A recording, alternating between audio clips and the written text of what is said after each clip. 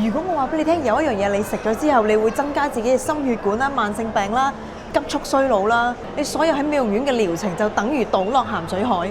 如果你知道你食咗佢會有呢一啲症狀嘅話，你仲會唔會掛住佢呢？今集主角就係甜絲絲，但係嚇死你，好好味，但係帶你落地獄，越食越開心，但係會攞你命嘅糖。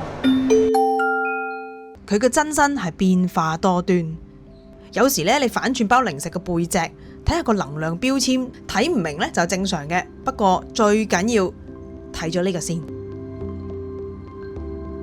如果呢啲能量多得滯，又會點呢？多餘嘅葡萄糖，佢就會變成肝糖嘅形式去儲喺我哋嘅肝臟或者肌肉入邊，咁就備用嘅，攞嚟即係好天收埋落雨柴啦。話聽落幾好㗎，而且都係人體必須添。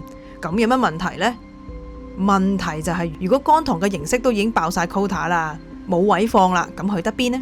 咁多餘嘅糖就會儲喺個身度，轉化為脂肪。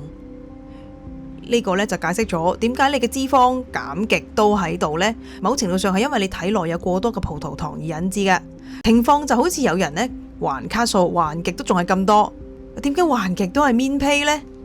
因為你繼續碌咯。美國康乃爾大學一篇影響深遠嘅論文就話，如果你按照順序咁樣去進食纖維、蛋白質、脂肪同埋澱粉食物嘅話呢，係可以將整體嘅血糖升幅降低至73%，亦都同時可以減少48%嘅胰島素驟升幅度。呢個研究呢，無論你係咪糖尿病患者，結果都係一樣。